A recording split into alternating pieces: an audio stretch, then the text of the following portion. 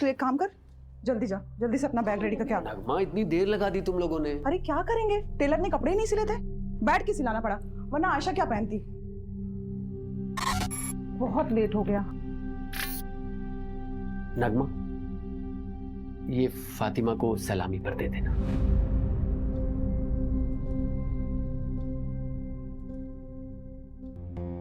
आमिर ये तो बहुत महंगा लग रहा है, इसकी क्या जरूरत थी? हम उनको तोहफे में बहुत सारे कपड़े दे रहे हैं ना। नगमा, तुम्हारी खाला ने हमारे निकाह पर बहुत कीमती सेट दिया था, इतना तो करना ही चाहिए ना। कम से कम तुम उनके ताने सुनने से बच जाओगी। आमिर लेकिन आगे आयशा का बोर्ड का एग्जाम है, इतने सारे खर्चे हैं, और वैसे भी शादी में बहुत खर्चा हो चुका है। मैं मैनेज करूंगा, तुम टेंशन मत लो। उज्जैन जाना है कि नहीं जाना? चलो जल्दी करो।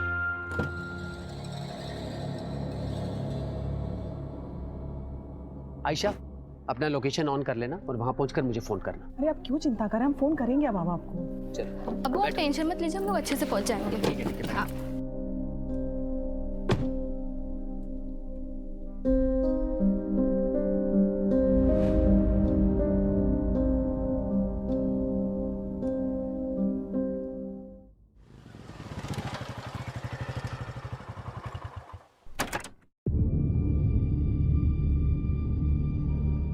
अर्जुन, कल से काम पर मत आना, आकर अपनी सैलरी ले लेना।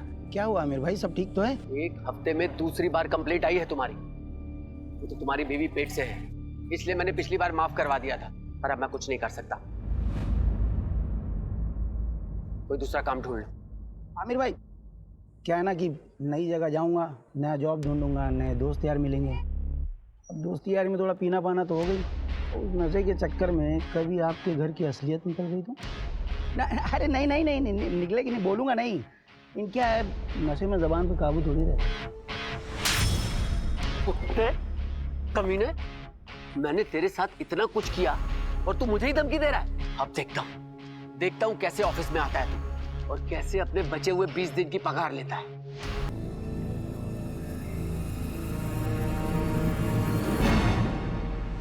Excuse me sir, payment.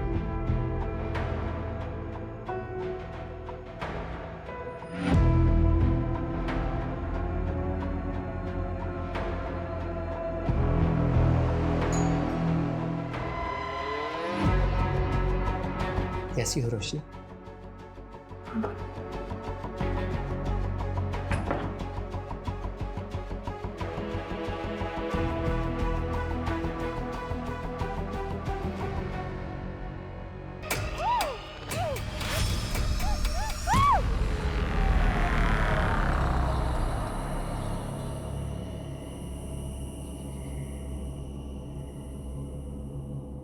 अरे रोशनी, इतना लेट?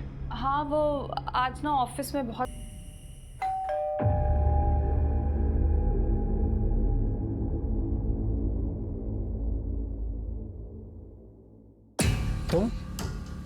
तुम्हारी हिम्मत कैसे हुई यहाँ आने की? यहीं रुको, मैं बताता हूँ तुम्हें।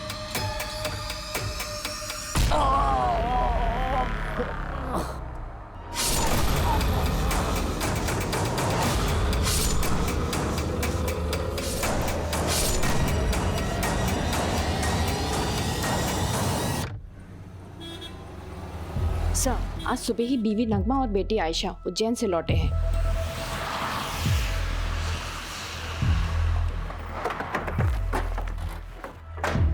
चलो साइड हटो। क्या मिला लगा रखा? चलो हटो यहाँ से। आमिर उठ जाओ, क्या हो गया आपको? उठो आमिर, प्लीज उठ जाओ, क्या हो गया? देखिए नगमा जी, मैं जानता हूँ कि ये सही वक्त नहीं है, लेकिन इन्वेस्टिगेशन भी जरूरी है। आप हमें बता सकती हैं कि जब आप यहाँ वापस आई तो आपने सबसे पहले क्या देखा?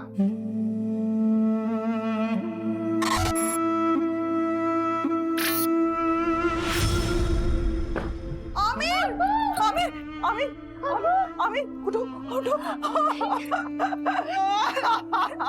आमिर। हम जब यहाँ से गए थे सब कुछ बिल्कुल ठीक था, आमिर बहुत खुश थे। पता नहीं किसने ये सब कर दिया।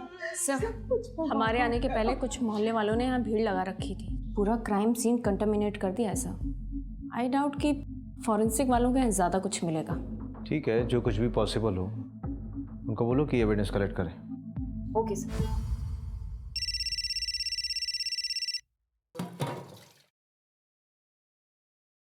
हेलो हेलो दीदी, दीदी प्लीज़ मुझे बचा लीजिए। नहीं मुझे नहीं पता मैं कहाँ हूँ, पर प्लीज़ दीदी मुझे बचा लीजिए, वो मुझे मार देगा। कौन मार डालेगा पल्लवी? दीदी please please. Hello hello Pallavi.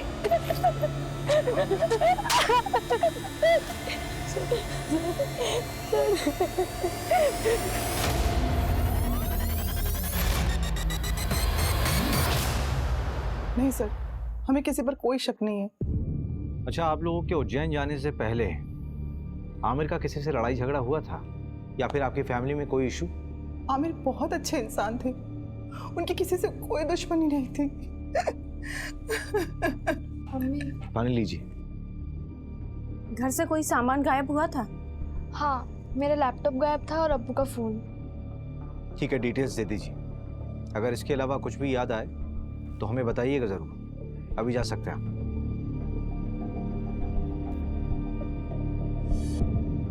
Manju, इस आमिर का बैकग्राउंड निकालो। Okay sir. आखिर ऐसा कौन हो सकता है जो उससे इतनी नफरत करता हो?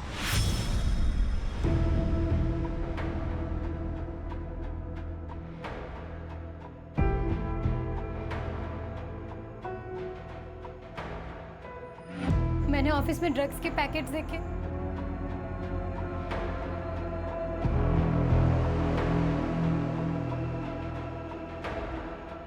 रोशनी? आमिर, रोशनी तुम इतने सालों बाद कैसी हो? क्या बात है, कुछ परेशान लग रही हो। सब ठीक तो है ना? आमिर मुझे तुम्हारी हेल्प चाहिए। हाँ हाँ बोलो। गुड मॉर्निंग सर, मैं रोशनी वर्मा जॉब इंटरव्यू के लिए आई हूँ। Yes coming. आमिर ने बताया था मुझे। फाइल? Yes sir. तो ये तुम्हारी पहली जॉब है? Yes sir. कंप्यूटर नॉलेज है? जी सर, पूरी मेहनत से काम करूँगी। मेहनत से नहीं रोशनी, स्मार्टनेस से काम करना होगा। करोगी ना? जी। आमिर के अकाउंट से एक होटल में रेगुलर पेमेंट्स दिखा रहा है, ऑलमोस्ट एवरी वीक। मैंने उस होटल में फ़ोन किया था तो वहाँ के रिसेप्शनिस्ट ने बताया कि आमिर यहाँ एक औरत के साथ आया करता था और दिए गए आईडी के मुताबिक उस औरत का नाम रोशनी वर्मा है। ये देखिए। इसका मतलब आमिर का एक्स्ट्रा मैरिटल अफेयर था। सर फिलहाल तो ऐसे ही लग रहा है। मैंने उस होटल की सारी सीसीटीवी फुटेजेस मंगा ली है। ये देखिए सर, ये वाली फुटेज, ये मर्डर के 2 दिन पहले की है।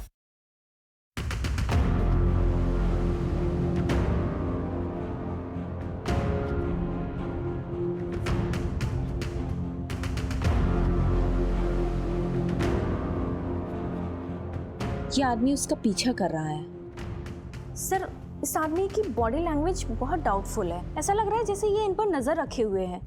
मैंने इसकी फोटो सर्कुलेट करवा दी है सर। गुड। हेलो। आमिर को उसकी बीवी ने मारा है। कौन बोल रहा है? फिर से बोलिए आप। आमिर को उसकी बीवी ने मारा है। लेकिन नगमा अपने हस्बैंड को क्यों मारेगी? हेलो। फिर से लगाओ। The number you are trying to call is currently switched off. एक ऐप है, मैं लोकेशन चेक करता हूँ। जल्दी करो। लोकेशन जहांगीराबाद है। इसका मतलब कॉलर आमिर के एरिया से ही थी। सर नगमा को उठा ले क्या? नहीं, किसी रैंडम कॉल के बेस पे हम किसी भी विक्टिम की वाइफ को नहीं उठा सकते। हो सकता है हत्यारे ने हमें भटकाने के लिए खुद कॉल किया हो या किसी से करवाया हो। इस नंबर को ट्रेस करो। Okay sir. मर्डर से 2 दिन पहले नगमा के सारी मूवमेंट को ट्रैक करो। उसके उज्जैन वाली शादी, उसका आना जाना, सब कुछ। Okay sir. मैं जी जान लगा दूंगा रोशनी, बल्कि मैंने तो कल की ही मीटिंग सेट की है, तुम टेंशन मत लो। मैं तुम्हारी बहन को कुछ नहीं होने दूंगा। आमिर, अपना ध्यान रखना। प्रशांत बहुत खतरनाक है। तुम मेरी फिक्र मत करो रोशनी।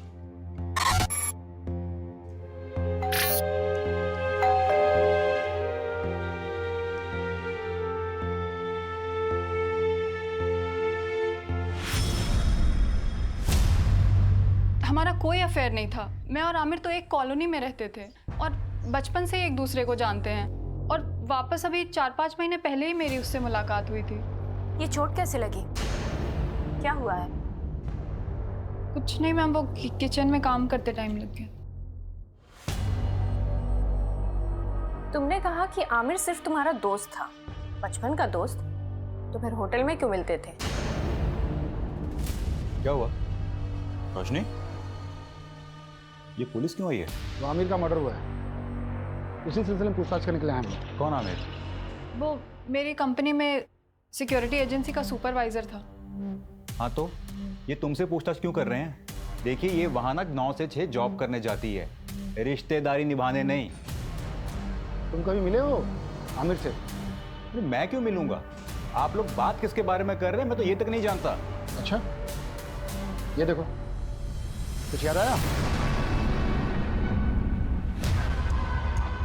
चल आने चल। सर मैंने कुछ सब याद कराता हूँ, चल। अरे मेरी कोई गलती नहीं, मुझे क्यों लेके जा रहे हो? अरे मैंने कुछ नहीं किया, छोड़ो मुझे।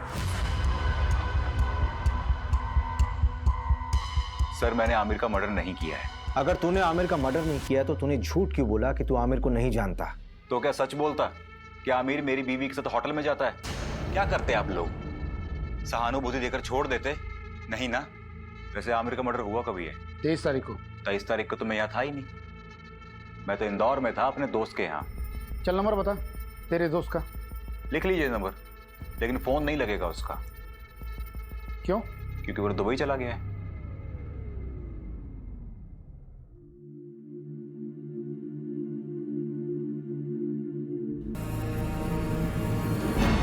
बोलने से पहले कुछ तो सोचा करो।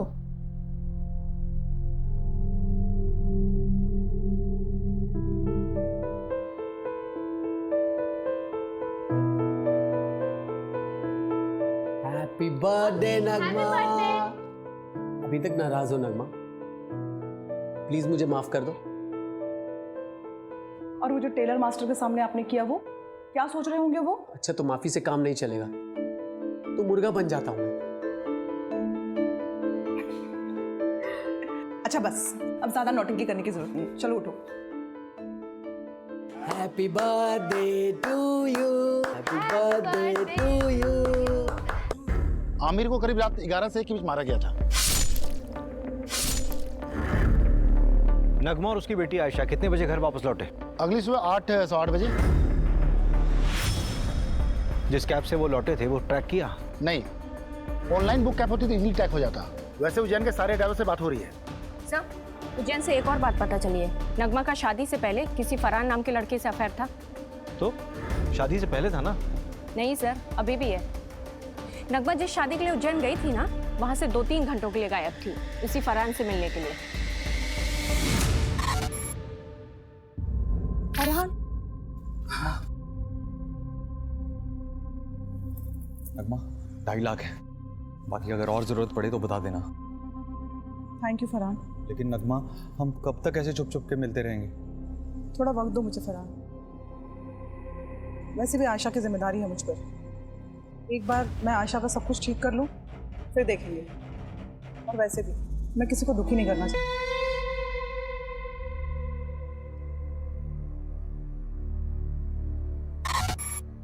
तो ठीक है,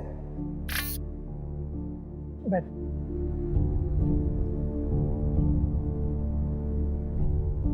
आयशा, मैं क्या कह रहा था कि हमें ना आंटी से बात कर लेनी चाहिए। देख अभी अब्बू तो नहीं रहे ना, और मेरे घर वाले भी उंगली उठाएंगे, तो उससे पहले हमें शादी कर लेनी चाहिए ना। तुम क्या बात कर रहे हो सूरज? पहले कब्र के फूल को तो सूख जाने दो। आयशा मेरा वो मतलब नहीं था। पुलिस? हमें फिर से पुलिस वाले क्या करना है ये तलाशी ले रहा है। उस दिन भी तो आए थे, उन्हें कुछ नहीं मिला था। आज क्या मिलेगा नया उन्हें? रवि, हाँ पोस्टमार्टम और फोरेंसिक रिपोर्ट देना है। ये लीजिए।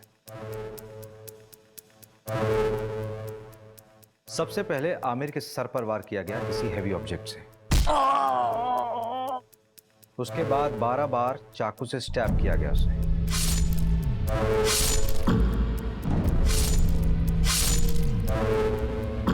आमिर की बीवी और बेटी को आमिर की बॉडी यहाँ मिली थी और दरवाजे पर कोई फोर्स एंट्री के निशान भी नहीं थे। इसका मतलब यह है कि आमिर ने दरवाजा खुद खोला था। यह कांड किसी एक का नहीं बल्कि 2 लोगों का किया हुआ है। किलर के साथ कोई और भी था। सर, लेकिन आपको ये क्यों लगता है कि वो 2 लोग थे? ये रिपोर्ट देखो मंजू, इसमें साफ दिख रहा है कि आमिर की मौत सर पे चोट लगने से और उसके शरीर में चाकू मारने से हुई, राइट? हाँ। लेकिन इन दोनों ही चोटों का फोर्स और इंपैक्ट बिल्कुल अलग है। देखो,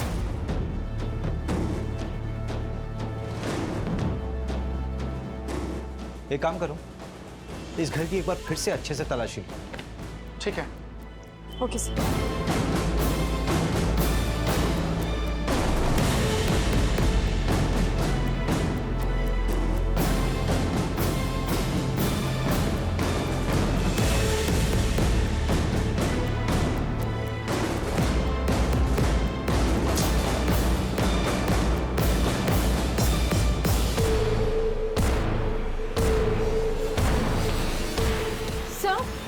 सर यहाँ आइए।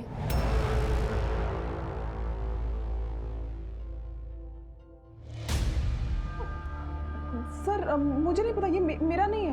मुझे नहीं पता मेरे अलमीरा में कहाँ से आया। मैं सच बोल रही हूँ। मंजू, लेके चलो। सर आप चलो। मेरी बात सुनिए। चलो थाने चल के बोलना जो बोलना है।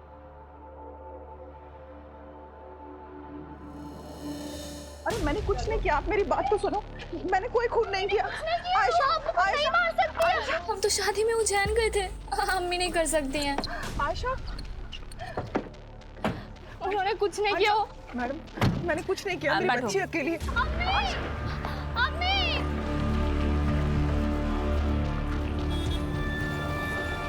सर, ये नगमा तो अभी तक कुछ काम का बोली ही नहीं है। बोलेगी। एक बार चाकू की फोरेंसिक रिपोर्ट तो आने दो। आखिर ये चाकू उसी के घर से बरामद हुआ था ना, उसी के अलमारी से। Yes sir. रवि भाई, तुम कहाँ बिजी हो? ये फाइल आमिर के घर से मिली थी, वही पढ़ रहा था। इसमें एक एफआईआर कॉपी है। 4 महीने पहले रोशनी ने न्यू मार्ग थाने में एक एफआईआर दर्ज करवाई थी अपनी सगी बहन के किडनैपिंग की।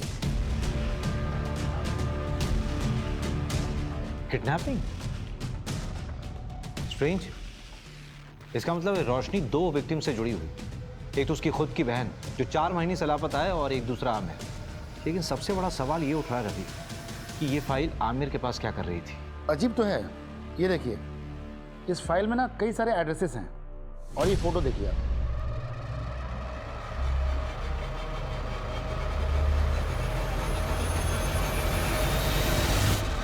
रवि, कहीं उस कॉलर के बोलने पे हम बहुत अलग तो नहीं जा रहे? हम नगमा से पूछताछ कर रहे हैं और मालूम चले कि केस कुछ और ही। एक काम करो, रोशनी को थाने बुलाओ। और सर, एक गार्ड के बारे में पता चला है, उसका नाम अर्जुन है। वो आमिर के अंडर काम करता था और मर्डर के 2 दिन पहले उसका आमिर से झगड़ा भी हुआ था। मैंने कांस्टेबल सिन्हा को बोल दिया उसे उठाने को।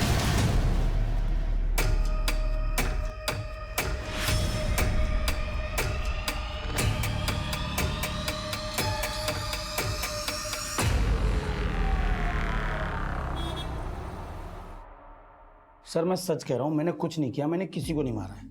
हाँ, आमिर से गुस्सा जरूर था क्योंकि वो नौकरी से निकालने की बात कर रहा था, पर उसके मर्डर के बाद मुझे किसी ने नहीं बोला कि काम पे वापस मत आओ। हाँ, मेरा फायदा जरूर हुआ है, पर मैंने किसी को नहीं मारा है सर। ये तो तोते की तरह खुद ही सब कुछ बोल रहा है। हाँ सर, वो हमारे साथ का ही था। बस सुपरवाइजर बनने के बाद उसको अचानक बहुत गुस्सा आने लगा। हर छोटी छोटी बात पे चिढ़ जाता था। तेरे मुंह से ही पहली बार सुन रहा हूँ कि आमिर को गुस्सा आता था। हाँ सर, आप चाहे तो वो आयशा के बॉयफ्रेंड सूरज, हाँ सूरज से भी पूछ सकते हैं। मैंने ही पकड़ा था उन दोनों को मार्केट में, और आमिर को खबर देके मैंने ही बुलाया था। अब्बा मत मारिए, अब्बू मत मारिए।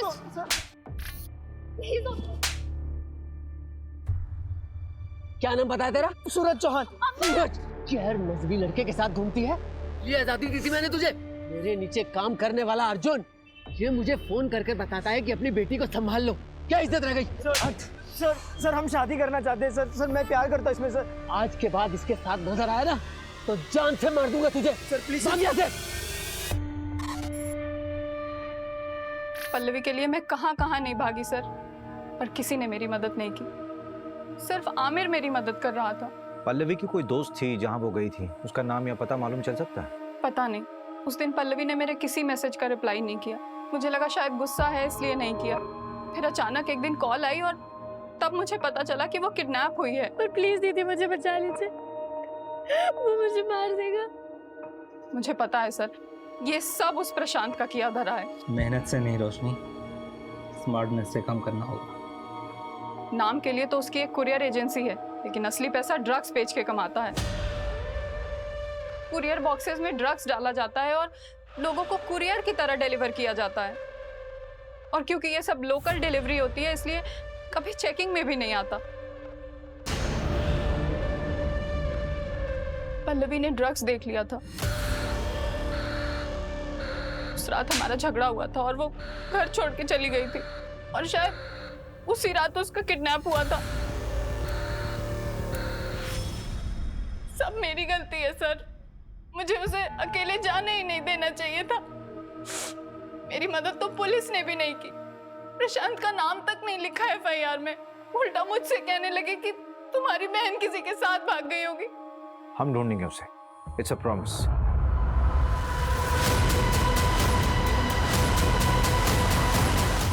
जब हम तुम्हारे घर आए थे तब क्यों नहीं बताया था ये सब? आमिर, ये देखो, किसी बैंक का अकाउंट नंबर है, SRB बैंक। रोशनी, ये स्विट्जरलैंड का बैंक है। एक मिनट, ये डायरी जहां से उठाई है वहीं रख दो।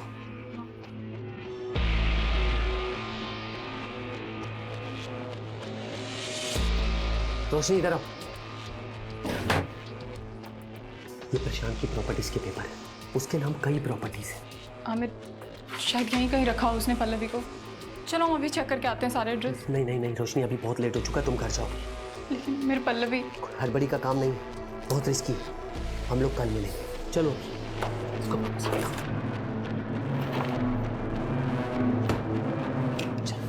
चल जल्दी चल।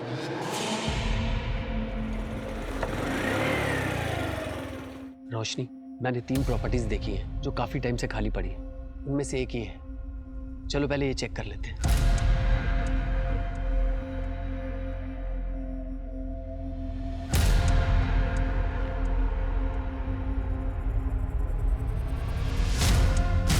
रोशनी, यहां तो कोई नहीं। चलो दूसरी प्रॉपर्टी में देखते हैं।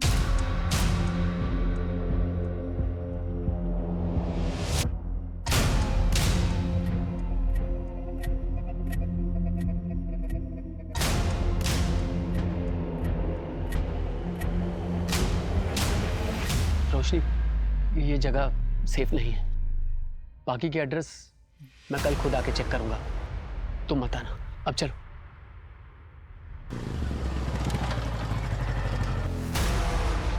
रोशनी, तुम टेंशन मत लो, मैं पल्लवी को ढूंढ लूंगा। आमिर, अभी मैं घर निकलती हूँ। अगर निलय मुझसे पहले आ गया ना तो बहुत प्रॉब्लम हो जाएगी।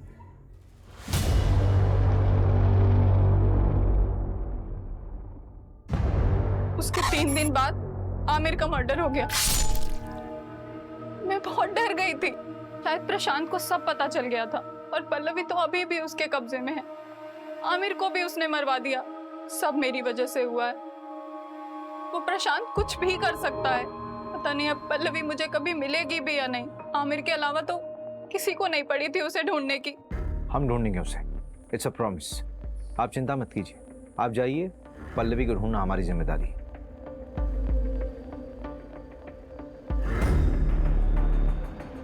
रवि, जिस नंबर से पल्लवी ने कॉल किया था उसकी डिटेल्स निकालो और इस कॉलर का भी इन्वेस्टिगेशन स्पीड अप कर दो, जिसने आमिर की वाइफ का नाम लिया था। इस प्रशांत को यहाँ बुलाओ। ठीक है, उसे बुलाता हूँ थाने, लेकिन काफ़ी टाइम हो गया। पल्लवी जिंदा मिलेगी मुश्किल लगता है। और इंस्पेक्टर साहब, बीवी बच्चे कैसे हैं आपके? बहुत अच्छे। अच्छे रहे तो कितना अच्छा है ना? धमकी दे रहा?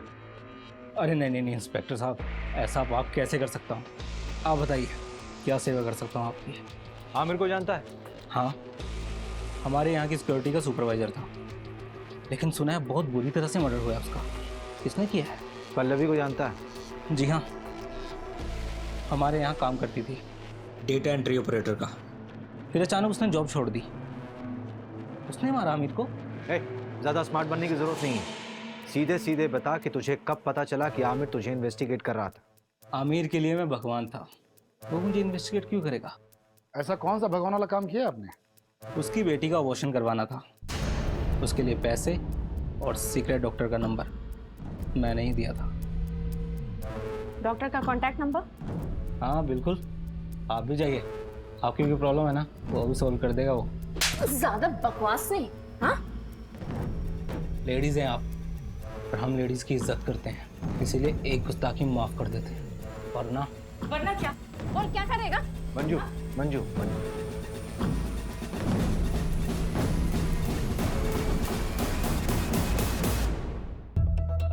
नहीं सर, हमारे यहाँ ऐसा कुछ भी गलत काम नहीं होता।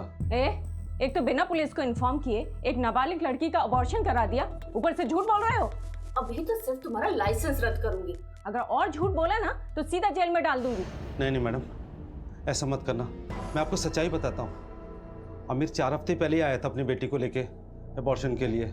आयशा, अभी तो सिर्फ 2 महीने हुए हैं, अभी तो अबॉर्शन हो सकता है। और आमिर, तेरी बेटी तो अभी नाबालिग है, पुलिस केस हो सकता है। डॉक्टर साहब, मेरे बच्चे की जिंदगी खराब हो जाएगी। वो लड़का इसकी क्लास का है, उसे जब खबर मिली तो वो घबरा गया। डॉक्टर साहब, आप इसका अबॉर्शन कर दीजिए, हमें कोई पुलिस केस नहीं करना। नहीं अब्बू, जो कुछ हो रहा है तेरे अच्छे के लिए हो रहा है। मैं ताने सुन सकता हूँ, लेकिन तू ताने नहीं सुन सकती। छोटे बच्चे की परवरिश करना इतना आसान नहीं है, खासकर जब उसका बाप उसके साथ ना हो। अब्बू ने मेरा साथ दिया था। तुम्हारा अबॉर्शन हुआ तो डेफिनेटली तुम्हें सूरज से भी मिलने से रोका गया होगा, तो क्या इन सारी बातों को लेकर सूरज गुस्सा था क्या आमिर से? देखिए, ना सूरज ने अब्बू को मारा है और ना अम्मी ने अब्बू को मारा है। आप शुरू से गलत इन्वेस्टिगेट कर रहे हो। देखो आयशा, अगर तुम्हें ये लगता है कि तुम्हारी मम्मी बेवजह लॉकअप में बंद है तो तुम्हें ही उनकी मदद करनी होगी ना, नहीं तो वो जिंदगी भर किसी और के जुर्म की सजा काटती रहेंगे। नहीं, ऐसा बिल्कुल नहीं होगा। वकील ने कहा है क्योंकि कल तक जमानत हो जाएगी, इसके बाद वो कभी भी जेल नहीं जाएगी। अम्मी ने कुछ भी नहीं किया, इसलिए आप लोगों को कोई सबूत नहीं मिल रहा है। अब आप जाइए।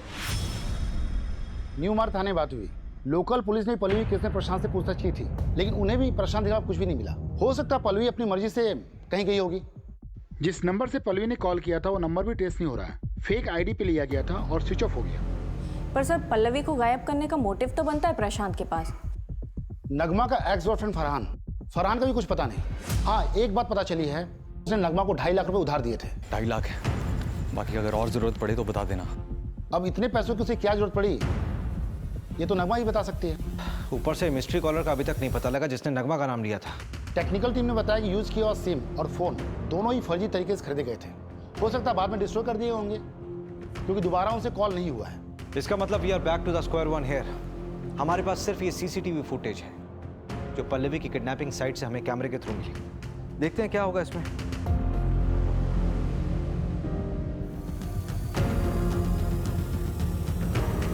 इन दोनों ऑटो वालों से भी न्यू मार्ग पुलिस ने बात की थी।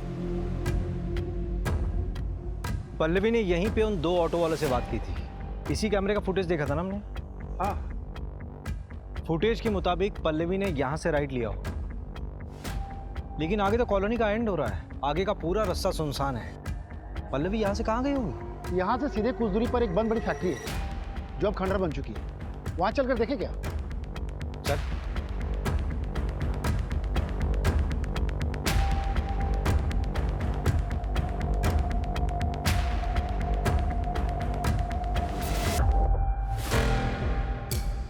चेन से बांधा गया था। मेकअप का सामान,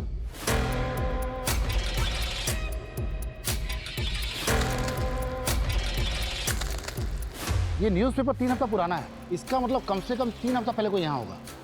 कहीं किडनैपर्स ने पल्लवी को यहाँ तो नहीं रखा होगा। सबसे पहले तो ये पता करो कि प्रॉपर्टी किसके नाम पे है। ठीक है, जल्दी। रवि, इंजेक्शन। इसको ट्रैक करो, ये इंजेक्शन कहाँ कहाँ बिका है सब पता करो जल्दी। ठीक है।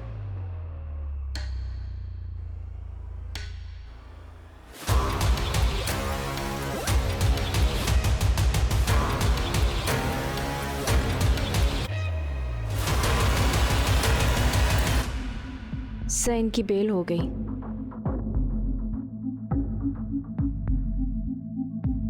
मेडिसिन की बाहर की लिस्ट आई है। कोई लीड मिला प्रशांत से कनेक्टेड? एक लीड है, नाम देखकर आप हैरान हो जाएंगे। हाईलाइटेड नाम देखिए। ये आमिर इंजेक्शन खरीदता था? हाँ। सर हो सकता है कि ये प्रशांत ने मंगवाया हो। प्रशांत ने आमिर की मदद की थी वो आयशा के अबॉर्शन केस में, तो शायद इसलिए आमिर ने उस एहसान के चलते प्रशांत का ये काम किया हो। और हो सकता है आमिर को ये पता भी ना हो कि वो इंजेक्शन क्यों खरीद रहा है, क्योंकि वो खुद पल्लवी को ढूंढ रहा था। लेकिन प्रशांत के खिलाफ हमारे पास कोई सबूत नहीं है। एक है, हल्का कनेक्शन है, पर एक मिला है। जिस लोकेशन में पहुंचे थे वो एक कंस्ट्रक्शन कंपनी के अंडर है, गंगवार कंस्ट्रक्शन। और इस गंगवार कंस्ट्रक्शन प्राइवेट लिमिटेड में 21% का स्टॉक होल्डर है प्रशांत।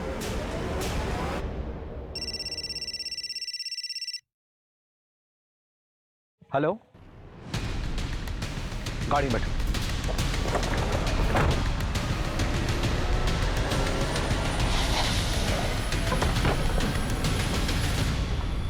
किधर?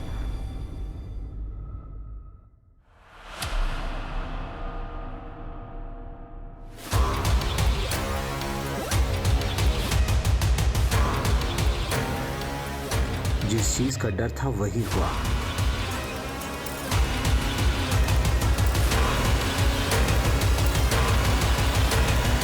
फिर से? इस बार तुम्हें बेल नहीं होने वाली। चाकू की फोरेंसिक रिपोर्ट आ गई है, तुम्हारे फिंगरप्रिंट्स मैच हुए हैं। फोरेंसिक रिपोर्ट के मुताबिक इस चाकू में जो खून मिला है उस खून में हीमोग्लोबिन लेवल कम है और ब्लड क्लॉट थोड़ा ज्यादा। तो ये जो खून इस चाकू में मिला है वो विक्टिम के मर्डर के कम से कम 24 से 48 घंटे बाद का है। मतलब पोस्टमार्टम के बाद का ब्लड है।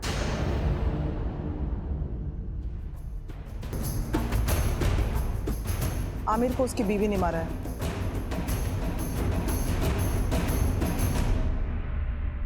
मैं अपना जुर्म कबूल करती हूँ, मैंने ही आमिर को मारा है। झूठ बोल रही हो तुम नगमा। मर्डर रात के 11 बजे से 1 बजे के बीच में हुआ। रात के 10 बजे तो तुम देवास टोल क्रॉस कर रही थी और रात के 2 बजे सीहोर टोल। इसका मतलब ये हुआ कि जब मर्डर हुआ उस वक्त तुम रास्ते में थी और करीब 3:30 बजे तुम घर पर वापस लौटी।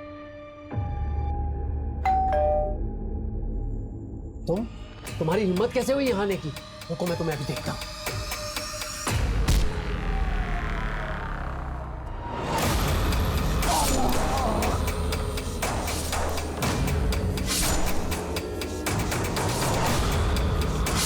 हो गया है आयशा, बस कर। आयशा मर गए वो।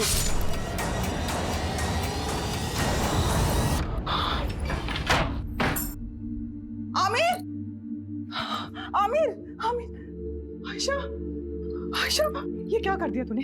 तुझसे मैंने कहा था ना मैं सब ठीक कर दूंगी। सूरज, जाओ यहाँ से, जाओ।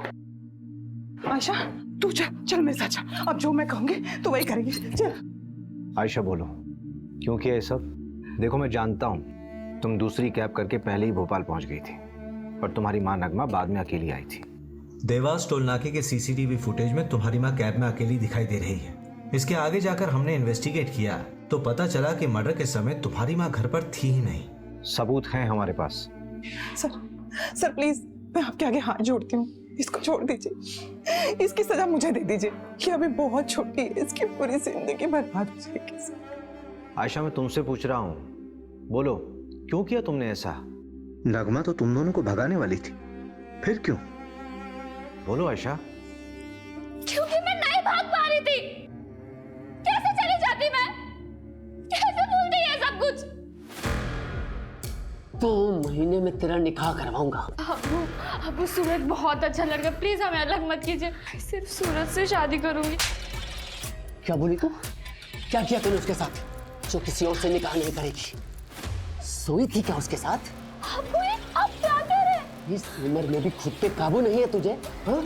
ये भी नहीं सोचा कि वो गैर मजहबी लड़का है? तेरी गर्मी मैं निकालता हूँ, घर की इज्जत घर में ही रह जाएगी। चल।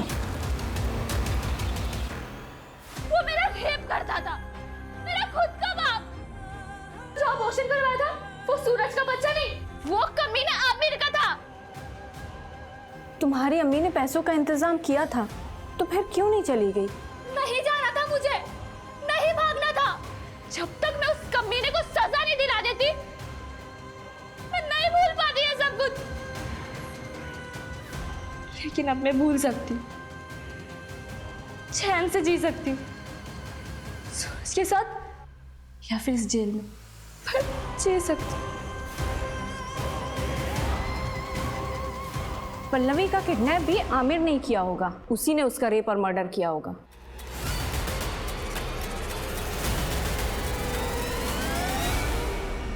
पोस्टमार्टम के मुताबिक जिस वक्त पल्लवी का मर्डर हुआ उस वक्त प्रशांत मुंबई में था।